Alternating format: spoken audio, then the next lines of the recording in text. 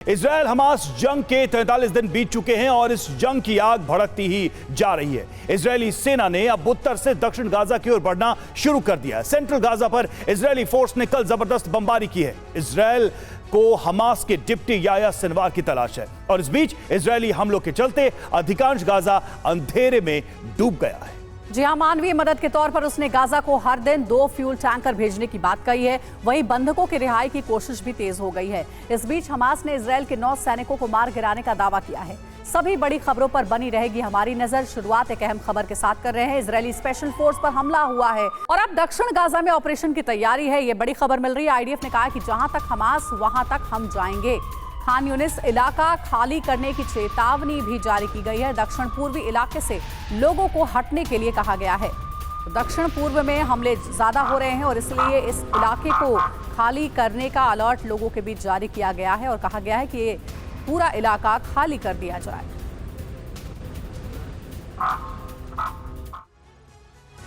तो जहां जहां हमास वहां वहां आईडीएफ। जी हां, उत्तर से दक्षिण तक भी जहां भी हमास है आईडीएफ के जवान वहां पहुंचेंगे। गाजा के दक्षिणी हिस्से में ऑपरेशन की तैयारी शुरू हो गई है। हम अपनी जरूरत के हिसाब से आगे बढ़ रहे हैं, यह साफ कहना है आईडीएफ की तरफ से। गाजा में हम वही करेंगे तो हमारे लिए बेहतर है। दक्षिण पूर्व से लोगों को मवासी इलाके में जाना होगा। तटीय इलाके मवासी में 14 वर्ग किलोमीटर का सेफ जोन है। लोगों को चेतावनी है कि मवासी में शिफ्ट हो जाए। इजरायल की तरफ से, आईडीएफ की तरफ से लोगों को यह साफ तौर पे कहा गया है कि वो सुरक्षित जगहों पर चले जाएं। और हमारे साथ देखिए स्टूडियो में एक्सपर्ट्स का पैनल भी मौजूद है, उनके पास भी चलेंगे। और लेकिन उससे पहले एक बड़ी खबर आ रही है, उसका रुख सबसे पहले कर लेते हैं। वेस्ट बैंक में आईडीएफ का भीषण हमला हुआ है। बालाट शिविर के पास बड़ा विस्फोट हुआ है। आसमान में उठा है धुएं का गुबार। वेस्ट बैंक में आईडीएफ का भीषण हमला जारी है और हमले के बाद देखिए बालाट शिविर के पास कैसे बड़ा धमाका हुआ और इस विस्फोट के बाद चारों तरफ धुएं का गुबार देखने को मिला। في شيء فقع هاي الدخنة تاعته فقعت في المخيم يا جماعة الخير। एक और अहम खबर है, गाजा में इजरायली सेना और हमास के बीच झड़प जारी है। छापेमारी के दौरान हमास ने आईडीएफ जवानों पर अटैक किया है और हमास ने हमले का वीडियो भी जारी किया है। तो हमास देखिए ऐसे कई वीडियो जारी कर रहा है जिसमें हमास ये बताने की कोशिश कर रहा है कि उसकी ताकत इजरायल से कम नहीं है। इजरायल पर लगातार हमले किए जा रहे हैं। तो गाजा में हमास के किले को ध्वस्त करने में जुटी इजरायली सेना के लिए इस वक्त सबसे बड़ा लक्ष्य है हमास का वो टॉप लीडर जिसे कई उपनामों से जाना जाता है। हम बात कर रहे हैं याह्या सिनवार की, जिसे इजरायली रक्षा मंत्री योव गैलेंट ने नया बिन लादेन कहा है। तो इजरायल का अंतिम प्रण हमास लीडर का जल्द होगा खात्मा और इस लीडर की तलाश यानी याह्या सिनवार की तलाश इजरायल को है। इजरायल पर हमले में याह्या सिनवार की बड़ी भूमिका रही है, गैलेंट का यह बयान है। योव गैलेंट ने याह्या सिनवार को लेकर कहा है कि अभी किसी भी सहयोगी से संपर्क नहीं कर रहा है सिनवार, लेकिन सिनवार पर इजरायल की पूरी नजर है। बंकर में छोटे हिटलर की तरह काम करता है सिनवार। सिनवार को लेकर के कहा गया है कि इस वक्त सबसे बड़ा टारगेट इजरायल का सिनवार है। इजरायल की सेना का सिनवार को बंकर में घेरने का दावा भी किया जा रहा है। साफ तौर पे गैलेंट ने कहा कि सिनवार का शिकार कर जीत हासिल करेंगे हम। तो याह्या सिनवार आईडीएफ का इजरायल का नया टारगेट है, वो चेहरा जिसे जल्द से जल्द मार गिराने की कोशिश। बिन लादेन की तरह हमास के हमले का मास्टरमाइंड है याह्या सिनवार और यह दावा इजरायल की तरफ से कहा गया है। इजरायल रक्षा मंत्री गैलेंट ने बताया है नया बिन लादेन याह्या सिनवार को। और साथ ही आपको यह भी बता दें, हमास का डिप्टी चीफ सिनवार गाजा में मौजूद है। यह जानकारी है। आईडीएफ के रिकॉर्ड में उसे डेड मैन की संज्ञा दी गई है। सिनवार को खान यूनिस का कसाई भी कहा जाता है और हमास के राजनीतिक विंग का प्रमुख है। पोलित ब्यूरो सदस्य, हमास के आंतरिक सुरक्षा बल अल मजीद की स्थापना भी इसने की। इजरायल से समझौते की बात करने वाले को यह मार देता है। साल 2015 में अमेरिका ने आतंकी सूची में से शामिल किया था और अब देखिए ओसामा बिन लादेन की उपमा याह्या सिनवार को दी जा रही है। और 7 अक्टूबर को जो हमला हुआ उसमें अहम भूमिका रही है याह्या सिनवार की और इसीलिए ये सर्च याह्या सिनवार के लिए इजरायल की तरफ से किया जा रहा है। और इस बीच एक अहम खबर है, गाजा में टेलीकॉम कंपनी को ईंधन की आपूर्ति हो गई है। पालटेल को 17,000 लीटर तेल दिया गया है और राफा क्रॉसिंग के जरिए गाजा पहुंचा है ये टैंकर। तो अब टेलीकॉम कंपनी को ईंधन की आपूर्ति की गई है, इसलिए कुछ इलाकों में अब जो दूरसंचार सेवा है वो अब फिर से बहाल हो गई है ईंधन मिलने के साथ ही।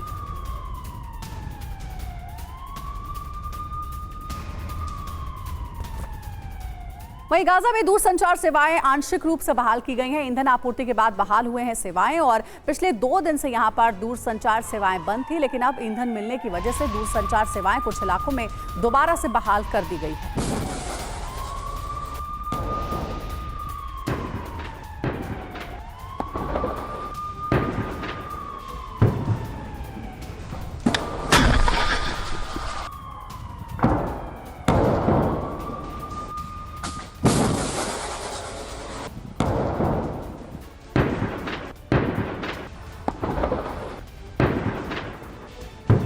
वही गाजा पर यूएन ने चिंता जताई है। यूएन ने कहा कि पानी को हथियार न बनाए इसराइल और 70% लोग खारा या गंदा पानी इस वक्त पी रहे हैं। तो इसको लेकर यूएन ने अपनी चिंता जाहिर की है और यह कहा है कि इसे कम से कम हथियार की तरह इस्तेमाल न करे इसराइल। 70% लोग गंदा या खारा पानी पीने को मजबूर हैं।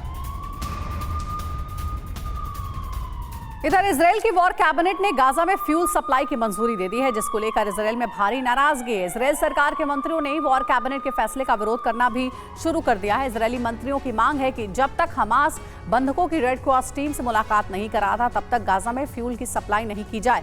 वहीं अमेरिका लगातार गाजा को फ्यूल सप्लाई की अपील कर रहा था। फ्यूल न होने की वजह से गाजा में बिजली और संचार सेवा ठप हो चुकी थी। फ्यूल सप्लाई के बाद गाजा में संचार सेवा फिर से शुरू हो गई है।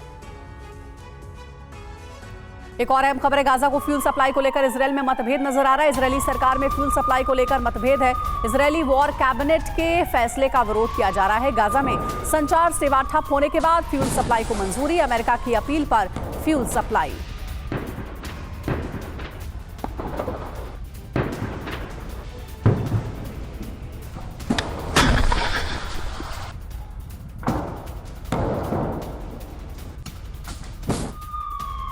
वहीं गाजा के कई इलाकों में संचार सिस्टम फिर से शुरू। फ्यूल सप्लाई के बाद संचार सिस्टम फिर से शुरू हुआ। 2 दिनों में गाजा में संचार सिस्टम 2 दिनों से गाजा में ये कम्युनिकेशन सिस्टम ठप पड़ा हुआ था, लेकिन अब वो फिर से शुरू हो गया फ्यूल सप्लाई के बाद से। तो गाजा को फ्यूल सप्लाई, जी हां, एक दिन में 2 टैंकर सप्लाई किए गए हैं ताकि वहां पर जो कम्युनिकेशन सिस्टम है वो ठप पड़ा हुआ था वो चालू हो जाए, और ऐसा हुआ भी। इजरायली वॉर कैबिनेट ने गाजा को फ्यूल देने की मंजूरी दी थी और हर 2 दिनों में 1,40,000 लीटर फ्यूल भेजने की मंजूरी दी गई थी। इनमें से 1,20,000 लीटर फ्यूल यूएन को दिया जाएगा। और गाजा में यूएन सहायता ट्रकों को चलाने के लिए फ्यूल खत्म हो चुका है। टेलीकॉम नेटवर्क के लिए 20,000 लीटर फ्यूल मिलेगा। गाजा में बिजली और संचार सेवा पूरी तरह से ठप पड़ी, इसलिए फ्यूल देना बहुत जरूरी है। अमेरिका की अपील पर इजरायली वॉर कैबिनेट ने इसे मंजूरी दी है और इस सप्लाई को दोबारा शुरू किया गया है। तो गाजा को फ्यूल का विरोध भी हुआ और पहले बंधकों की रिहाई की मांग भी की गई। क्या है अहम बड़ी बातें? गाजा को फ्यूल सप्लाई की मंजूरी पर इजरायली सरकार में भारी मतभेद है। सरकार के 2 मंत्रियों ने गाजा को फ्यूल सप्लाई पर सवाल उठाए हैं। इजरायली राष्ट्रीय रक्षा मंत्री बेन ग्वीर ने इसे गंभीर गलती बताया है और कहा यह भी गया कि यह फैसला इजरायल को गलत दिशा की ओर ले जा रहा है। रेड क्रॉस से बंधकों की मुलाकात होने तक फ्यूल देना गलत होगा। फैसले पर इजरायली परिवहन मंत्री मिरी रेगेव का भी सवाल सामने आया है। वॉर कैबिनेट के पास ऐसा फैसला लेने का अधिकार नहीं है। एनएसए को सुरक्षा कैबिनेट की बैठक बुलानी चाहिए, परिवहन मंत्री ने यह बात कही है। तो एक डिफरेंस भी यहां पर नजर आ रहा है। एक तरफ ह्यूमैनिटेरियन पॉइंट ऑफ व्यू से मानवीय मदद के आधार पर यह फ्यूल सप्लाई, वहीं दूसरी तरफ वॉर कैबिनेट में मतभेद। निनाद सेठ, फॉरेन एक्सपर्ट, हमारे साथ इस वक्त स्टूडियो में मौजूद हैं और साथ ही कमांडर राजीव सरदाना भी हमारे साथ मौजूद है। निनाद सर, ये जो फ्यूल सप्लाई के लिए इनिशिएट किया गया है यूएन के माध्यम से और उसके अंदर एक विरोध भी दिख रहा है, ऐसा लग रहा है कि इजरायल के अंदर एक ऐसा सेक्शन है जो थोड़ी सी भी रियायत, थोड़ी सी भी रहमी दिखाने को तैयार नहीं है फिलिस्तीन की। जी बिल्कुल, जैसे हमास ने नहीं दिखाई थी उसी तरह से वो भी करना चाहते हैं। मेरे को ऐसा लग रहा है कि एक बड़ा पैटर्न है। अगर आप देखें तो अमेरिका ने कतर को कहा है कि इन लोगों को छोड़े। हो सकता है उसके निगोशिएशन का एक हिस्सा हो कि आप हमें थोड़ा फ्यूल दीजिए तो हम छोड़ेंगे। दायरा मेरे को लगता है संकरा होता जा रहा है। जहाँ तक इजरायली बंधकों का सवाल है, अगर वो नहीं छोड़ते इसके बाद भी, या अगर पहले रेड क्रॉस से नहीं मिलवाते, अगर जल्दी से स्टेप्स नहीं होते, तो मेरे को लगता है कि ये वॉर और ख़तरनाक जोन में जाएगा। आपने एक बहुत इंटरेस्टिंग वीडियो दिखाया कि हमास के सोल्जर्स अभी भी, और मुझे लगता है वो ऑथेंटिक वीडियो है, क्योंकि अगर आप वो वीडियो अच्छी तरह देखें जो आपने एक्सक्लूसिवली दिखाया है, road to road, building to building, room to room fight है। इतना आसान नहीं है इजरायली फोर्सेस के लिए, ऊपर से नीचे टनल्स भी हैं। तो ये अब जो दायरा है साउथ की तरफ जैसे जैसे इजराइल का बढ़ेगा, तो एक घेराव शुरू होगा, और इस घेराव को तो दो ही चीज़ें तोड़ सकती है। पहली बात, अगर उनको सीज फायर चाहिए तो उनको सारे के सारे बंधक, एक भी बंधक ना रखें और छोड़ें। और दूसरा, या इजराइल अगर जल्दी कुछ विक्टरीज अचीव करती है तो वो अपने आप थोड़ा कम इंटेंसिटी ऑफ वॉर कर सकती है। जहाँ तक यूएन की बात है, इजराइल यूएन की नहीं सुनेगा, क्योंकि यूएन के चीफ ने कहा था कि ये जो हमास का हमला हुआ था उसका एक संदर्भ था, वो इजराइल की खुद की गलती थी। तो वहाँ पे यूएन की अब कोई सुनता नहीं है। तो मुझको ये लगता है कि अब बॉल जो है इजराइल के ही हाथ में है। देखना ये है कि इजराइल की military success on the ground कैसे चलती है। ठीक है सर। वही गाजा के सबसे बड़े अस्पताल अल शिफा के डायरेक्टर ने दावा किया है कि हॉस्पिटल की हालत बेहद खराब है। हॉस्पिटल एक बड़ी जेल और कब्रगाह बन चुका है। अल शिफा अस्पताल के डायरेक्टर की तरफ से यह बयान दिया गया है। तो क्या इस बयान में कहा गया है और किस तरह की दिक्कतों का जिक्र है? तो देखिए, भोजन, पानी, बिजली, ये सब खत्म है। अल शिफा हॉस्पिटल में इसकी भयंकर कमी है। 3 दिन से अस्पताल में अंधेरा छाया हुआ है। हर गुजरते मिनट के साथ एक मौत हो रही है। और 3 दिन में अभी तक 55 मरीजों की मौत हो चुकी है। एक ही रात में 22 मरीजों की मौत हुई है। सभी मरीज आईसीयू में एडमिट थे और अस्पताल में 7000 मरीज भर्ती हैं। अस्पताल में शवों का अंबार लग गया है। शवों को रखने की कोई व्यवस्था नहीं है। अल शिफा अस्पताल के निदेशक ने यह भी कहा है कि इजरायली सेना की एंट्री के बाद अस्पताल में किसी बच्चे की मौत नहीं हुई है, लेकिन उन्होंने इजरायली सेना से अस्पताल परिसर खाली करने की अपील की है। साथ ही यह भी दावा किया है कि इजरायली सेना को अस्पताल में तलाशी के दौरान कुछ भी आपत्तिजनक नहीं मिला है। तो हालात बहुत ही बुरे हैं। हमारे साथ राजीव सरदाना सर है। सर, अस्पतालों के जिस तरीके से आईडीएफ वीडियो जारी कर रहा है, उससे तो ये बात बहुत ही क्लियर हो गई है कि हमास ने अपना सबसे सुरक्षित ठिकाना इस वक्त अस्पतालों को ही बना रखा है। उन अस्पतालों में जहां पर मरीजों को ढंग से इलाज तक नहीं मिल पा रहा है, वहां पर हमास के हथियार रखे हुए हैं। देखिए, हमास इन अस्पतालों, स्कूलों को एक कमांड सेंटर की तरह इस्तेमाल कर रहा था, ये सोच के कि अगर ह्यूमन शील्ड्स होंगे तो इजराइल यहाँ पे हमला नहीं करेगा। इजराइल का काफ़ी रिस्ट्रेंट, आईडीएफ का काफ़ी रिस्ट्रेंट हमला रहा है। वो उन्होंने अपने जो उन्होंने हथियार पकड़े हैं, डोर टू डोर सर्च की है, तो बहुत ही हाथ बांध कर मेरे हिसाब से आईडीएफ इन अस्पतालों में गया है। लेकिन हमास की तरफ से ना उनको जो बाकी जो सिविलियंस हैं उनकी परवाह है, ना अस्पताल वालों की परवाह है।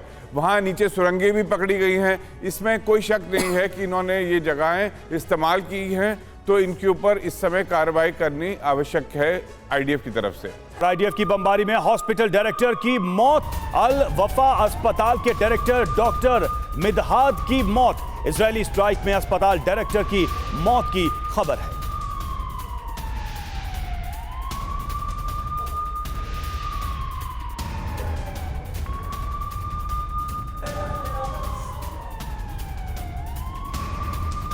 और अब हम आपको इस वक्त की 6 बड़ी खबरें एक साथ दिखाते हैं। पहली खबर है जिसमें आईडीएफ ने हमास के कई ठिकानों को तबाह कर डाला है, वहीं हिजबुल्लाह ने बड़ी हिमाकत की है।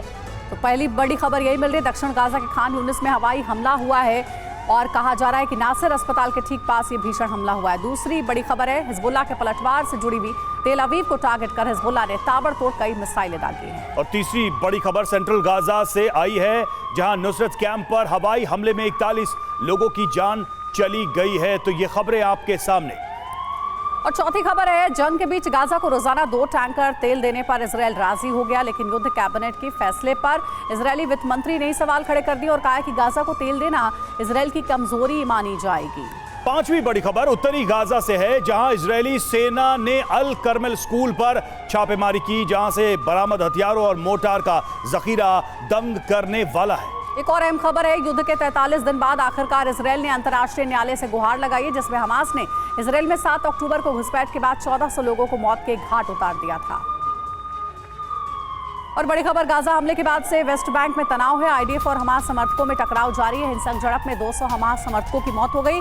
वेस्ट बैंक में इजरायली छापेमारी का विरोध हो रहा है। और इजराइल के तेल अवीव में मिसाइल हमला, अल कसाम ब्रिगेड ने दागे ताबड़तोड़ मिसाइल। आयरन डोम ने कई मिसाइलों को नष्ट किया। तेल अवीव समेत कई शहरों में बज रहे हैं सायरन। तो अल कसाम ब्रिगेड ने मिसाइलें दागी हैं और आयरन डोम ने मिसाइलों को नष्ट कर दिया है। लगातार तेल अवीव में अलर्ट सायरन बजाया जा रहा है क्योंकि इस तरह की मिसाइलों से हमला करने की कोशिश जिसे आयरन डोम लगातार नष्ट करता नजर आता है। ये तस्वीरें आप देखिए उस हमले की और इसको कैसे आयरन डोम ने काउंटर किया ये भी।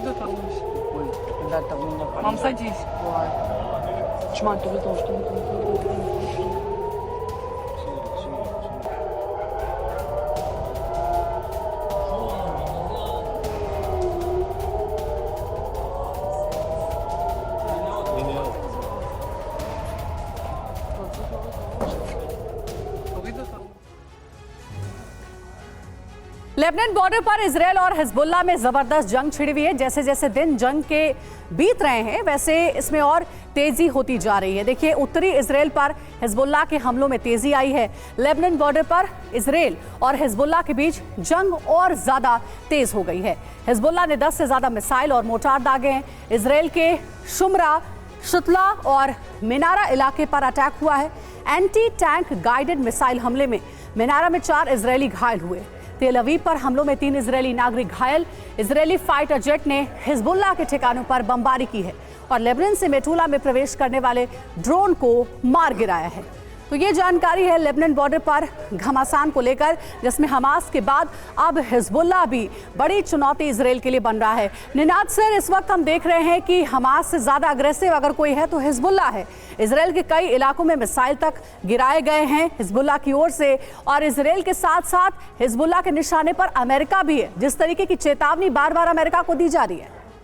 देखिए हिजबुल्लाह अब वॉर रेडी हो रहा है धीरे धीरे। मेरे को लगता है कि जो पैटर्न इमर्ज हो रही है उसमें कहाँ तक ईरान हिजबुल्लाह को छूट देता है उसके ऊपर डिपेंड करेगा किस तरह के अटैक होते हैं। पर इजराइल ने भी अगर आप देखें तो पिछले हफ्ते 2 एयर स्ट्राइक्स की थी हिजबुल्लाह पे और उनके ठिकानों पे सीरिया में भी एयर स्ट्राइक्स की थी।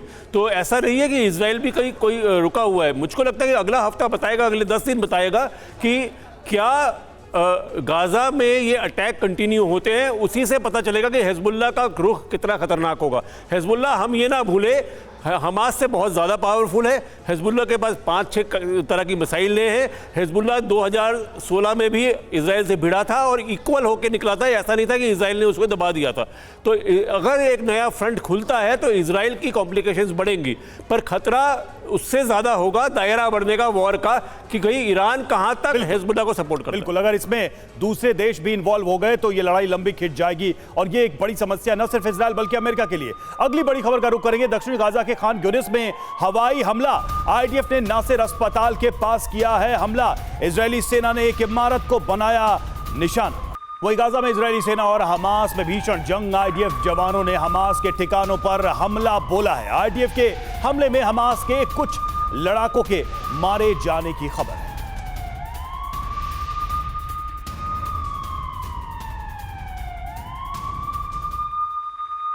बड़ी खबर, उत्तरी गाजा पट्टी में इजरायली सेना की छापेमारी जारी है। आईडीएफ ने अल करमेल विद्यालय पर छापा मारा है। स्कूल से भारी मात्रा में हथियार और मोर्टार बरामद किए गए हैं।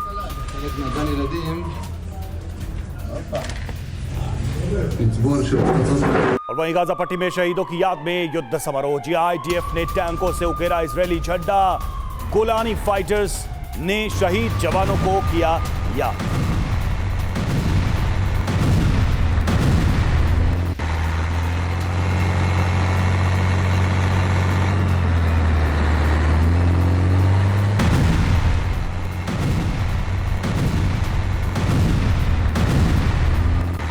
एक और अहम खबर है, सेंट्रल गाजा के नुसरत कैंप पर हवाई हमला हुआ। आईडीएफ के हमले में 41 लोगों की मौत, कई लोगों के मलबे में दबे होने की आशंका है। अपनों की तलाश में भटक रहे हैं लोग।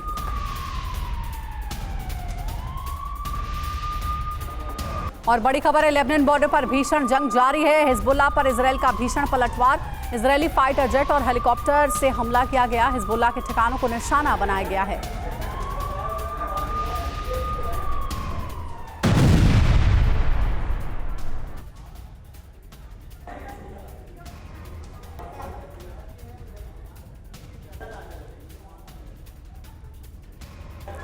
और हमास के साथ जंग में अमेरिका इजरायल की मदद कर रहा है, ये बात हिजबुल्ला को नागवार गुजर रही है। उसने भूमध्य सागर में अमेरिकी युद्धपोत को उड़ाने की धमकी दी है। अमेरिका भी इसे लेकर बेहद चौकन्ना है। जानकारी ये कहती है कि हिजबुल्ला के पास रूसी P-800 ओनिक्स मिसाइलें हैं। इसे याकोंट मिसाइल के नाम से भी जानते हैं। रूसी मिसाइलों से अमेरिकी युद्धपोत को खतरा है। भूमध्य सागर में तैनात है अमेरिका के कई युद्धपोत और हिजबुल्ला ने युद्धपोतों पर हमले की धमकी भी दी थी। इसी मिसाइल के दम पर नसरुल्लाह ने भी धमकी दी थी। और क्या है रूसी P-800 ओनिक्स, इसकी खासियत को भी हम समझने की कोशिश करते हैं। लंबाई इसकी 9 मीटर है और वजन की बात करें तो वजन है इसका 4 टन। वॉरहेड लगभग 200 किलोग्राम ये कैरी कर सकता है। मिसाइल की रेंज 300 किलोमीटर है। Supersonic anti ship cruise missile है और सतह से सतह पर मार करने में ये सक्षम है। सरदाना सर, इस मिसाइल को लेकर आप क्या कहेंगे? एंटी शिप मिसाइल है और स्पीड और डिस्टेंस, इन सब के कैलकुलेशन को लेकर ये इस मिसाइल को आप कैसे देख पा रहे हैं वॉर के लिए, मौजूदा वॉर में इसके इस्तेमाल को लेकर? देखिए, ये जो मिसाइल है रशियन मिसाइल बहुत ही घातक मिसाइल है और सुपरसोनिक स्पीड की है और रेंज इसकी ये है कि जो अमेरिकन युद्धपोत हैं उसकी वो इसकी चपेट में आ सकते हैं। तो ये बात जाहिर है कि अमेरिका को अपने जहाज़ बचा के रखने हैं और अपने एंटी शिप सिस्टम्स को तैयार रखना है ताकि किसी भी ऐसी मिसाइल का जो रोग मिसाइल है कब आ सकती है कब नहीं आ सकती कुछ पता नहीं है। कुछ सामने दिखने वाला दुश्मन नहीं है, बीच बीच में सिर्फ वो आ जाती हैं, धमकियां आ जाती हैं कि हम अटैक कर देंगे। लेकिन उनको अमेरिका को हमेशा तैयार रहना पड़ेगा ताकि किसी भी युद्धपोत की नुकसानी या क्षति ना हो। ठीक है सर, बड़ी खबर है। पीएम नेतन्याहू ने सुरक्षा कैबिनेट की एक बैठक बुलाई और आज रात होगी ये बैठक। सुरक्षा कैबिनेट की बैठक में पीएम नेतन्याहू भी मौजूद रहेंगे। साथ ही बड़े बैठक में सेना के बड़े ऑफिसर्स भी मौजूद रहेंगे। सुरक्षा हालातों को लेकर के चर्चा होगी इस बैठक में और साथ ही युद्ध में आगे इजरायल की क्या रणनीति है हमास के खिलाफ, इसको लेकर के भी पीएम नेतन्याहू सुरक्षा अधिकारियों से चर्चा करेंगे।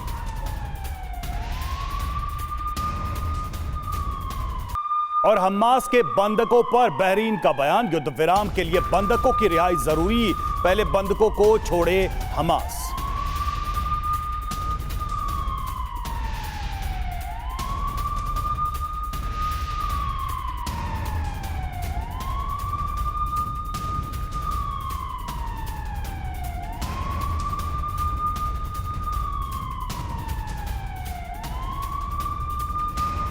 और हमास की गिरफ्त में बंधकों की हालत बेहद गंभीर है। हमास ने 86 साल के एक बुजुर्ग की तस्वीर जारी की है जिनकी हालत को हमास ने गंभीर बताया है। वहीं दावा यह भी किया जा रहा है कि अब इस बुजुर्ग की मौत हो चुकी है। वहीं एक दिन पहले भी एक महिला बंधक का शव गाजा के शिफा अस्पताल से बरामद हुआ था। हमास का दावा है कि वो बीमार बंधकों का अस्पताल में इलाज करा रहा है। फिलहाल 200 से ज्यादा बंधक हमास की गिरफ्त में है जिसमें बुजुर्ग और छोटे बच्चे भी शामिल हैं। तो देखिए, तस्वीरें भी जारी की जा रही हैं। और आपको ये भी बता दें, इस बीच एक और अहम खबर है। हमास ने बुजुर्ग बंधक की तस्वीर जारी की है। 86 साल के बुजुर्ग की हालत गंभीर बताई जा रही है और 7 अक्टूबर को इजरायल ने इसे अगवा किया था, ये जानकारी मिल रही है। बुजुर्ग की मौत की खबर है।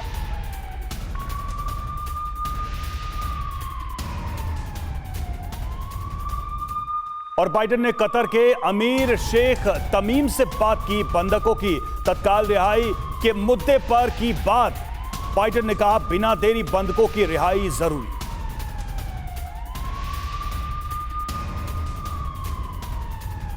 एक और बड़ी खबर है, बंधकों की रिहाई पर हमास की शर्त। आईडीएफ ने सर्विलांस ड्रोन नहीं उड़ाने को कहा है। निगरानी ड्रोन उड़ाना बंद करे आईडीएफ। गाजा में यूएस ड्रोन भी भर रहे हैं उड़ान।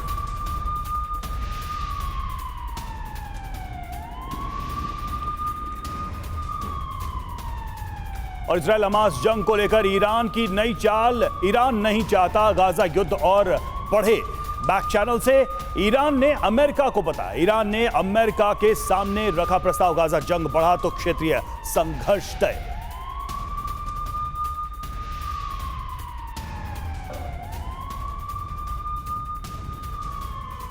इजरायल गाजा जंग को लेकर ईरान की रणनीति क्या है? दरअसल एक रिपोर्ट में यह दावा किया गया है कि ईरान जंग में कूदकर क्षेत्रीय शांति के लिए खतरा पैदा नहीं करना चाहता। आखिर ईरान की जंग से दूर रहने की क्या मजबूरी है, यह आपको बताते हैं। दरअसल बताया जा रहा है कि ईरान को लेकर अमेरिका का सबसे बड़ा खुलासा हुआ है और खुलासा क्या है इसे भी जानिए। ईरान का नया खेल है जिसमें अमेरिका को संदेश दिया गया। ईरान नहीं चाहता है कि इजराइल हमास युद्ध और बढ़े। बिल्कुल, बैक चैनल से ये बातचीत चल रही है। इसको लेकर ये खबर सामने आ रही है कि ईरान ने बैक डोर चैनल के जरिए अपना पक्ष रखा है और ये बात कही है। स्विट्जरलैंड के दूतावास के जरिए अमेरिका को ये मैसेज भिजवाया है, ये संदेश दिया है, जंग बढ़ने पर क्षेत्रीय संघर्ष और बढ़ने की चेतावनी दी है।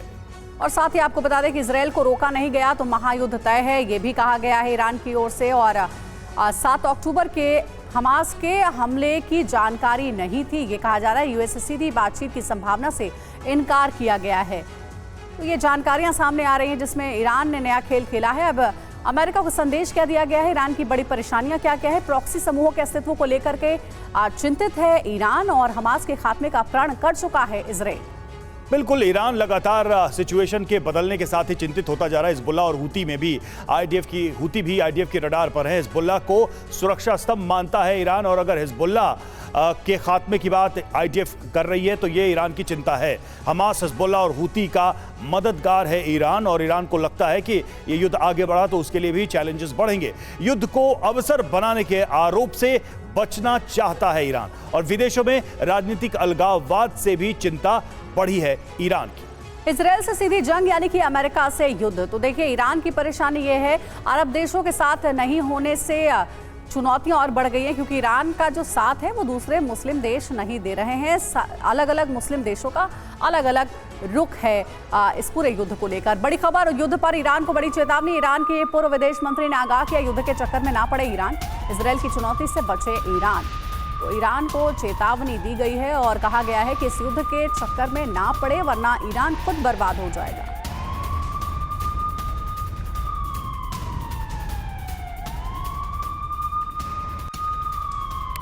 और देखिए, अंतर्राष्ट्रीय न्यायालय पहुंचा हमास हमले का मामला।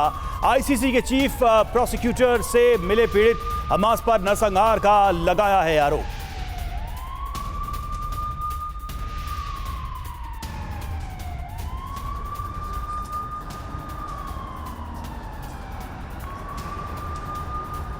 तो अंतर्राष्ट्रीय न्यायालय में यह मामला पहुंचा है। हमास के हमले के खिलाफ आईसीसी में अपील की गई है।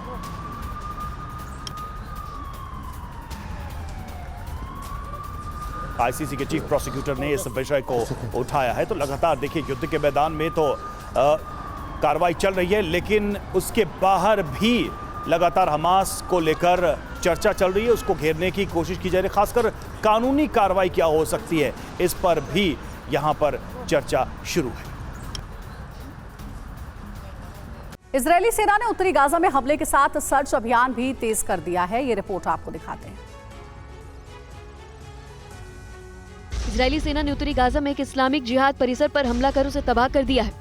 आईडीएफ ने विध्वंसक वीडियो जारी करते हुए सैनिकों को मिले बद्र 3 रॉकेट और अन्य हथियार दिखाए। वहीं उत्तरी गाजा पट्टी में इजरायली सैनिकों ने हमले के साथ सर्च अभियान भी तेज कर दिया है। इजरायली सेना को सर्च अभियान के दौरान एक किंडरगार्टन में हमास लड़ाकों के छिपा कर रखे गए हथियारों का भी पता लगा। इजरायली सेना के गोलानी गश्ती दल के बलों ने अल करमेल प्राइमरी स्कूल में छापेमारी कर दर्जनों मोर्टार और गोले बारूद बरामद किए।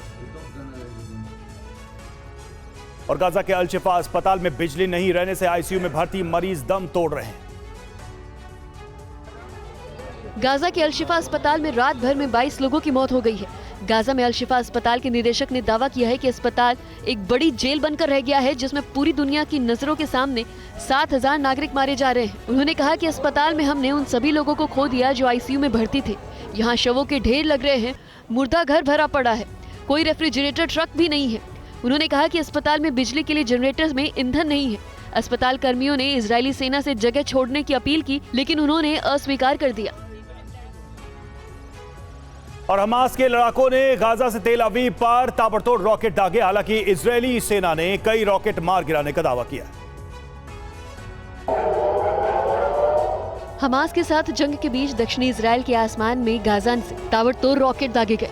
इजराइल की मिसाइल रक्षा प्रणाली ने हमास के कई रॉकेट को मार गिराया। अल कसाम ब्रिगेड ने दावा किया है कि उसने गाजा में नागरिकों के खिलाफ इजरायली सेना के अपराधों का बदला लेते हुए तेल अवीव पर मिसाइल हमला किया। इधर वेस्ट बैंक के जेनिन शहर में इजरायली सैनिकों ने छापेमारी के दौरान रात भर गोलीबारी की। गोलीबारी करते हुए इजरायली सेना एक अस्पताल तक पहुंच गई, जहां इजरायली सैनिकों ने पैरामेडिक कर्मियों को हिरासत में लेकर उनकी तलाशी ली।